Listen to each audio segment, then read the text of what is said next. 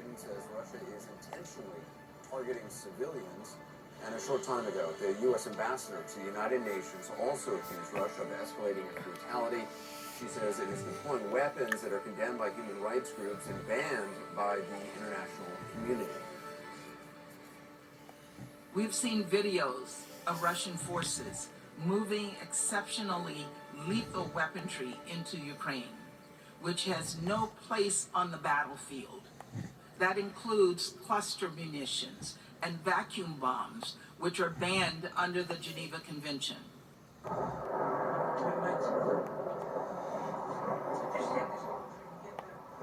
Russian forces have ramped up their attacks on key cities and the civilians who live there. In Kharkiv, Ukraine's second largest city, which is in the east of the country, streets are lined with gutted shells of buildings.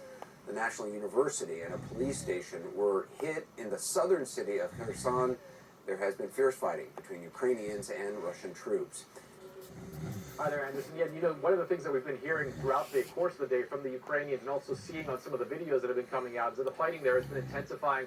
The Russians apparently they're also using a lot heavier weapons than before. There were some big impacts, some civilian buildings that were hit throughout the course of the day. What we saw on our side of the border, on the Russian side, just across from the Kharkiv front line, is a lot more air activity by the Russian Air Force, but also some pretty heavy artillery fire, rocket artillery fire going out. In fact, a couple of minutes before we went to air here, that's also something that we heard as well. Now, one of the unique things about the vantage point that we have here being on the Russian side is that we can actually see some of the weapons that go into the area of Kharkiv from the Russian side that the Russians are bringing in there. And, you know, when the U.S. speaks of vacuum bombs constantly being deployed there, we actually did see the launcher that launches those bombs. It's called a thermal barrack, a rocket launcher that was brought into the Kharkiv area this weekend. We saw that past us. We filmed that past us.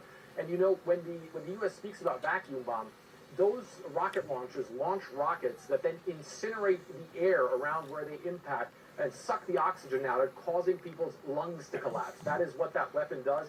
We can't confirm that that weapon has been used on the Kharkiv front line, but we can certainly say that that weapon has been deployed there and can be used there anytime. Anderson, one of the other things that also happened today for the first time is that the Russians actually mentioned numbers of killed for their own soldiers in this operation. The defense ministry coming out just a couple of hours ago, or just an hour and a half ago, and said it was 498 Russian soldiers killed and 1,597 wounded. Now, those numbers already be high. However, the Ukrainians, for their part, are saying that they have killed around 6,000 Russian soldiers. And, of course, a U.S. defense official has told CNN that the number is likely around 5,800. So the Russians coming out with some numbers that are already pretty high, considering they said this was only going to be a special operation that was only supposed to last a couple of days. But the U.S. and Ukraine saying that those numbers are indeed very high, where, again, from our vantage point here on the Russian side of the border, it certainly seems as though there is even more outgoing fire that we've heard today than we have in the days past, Anderson.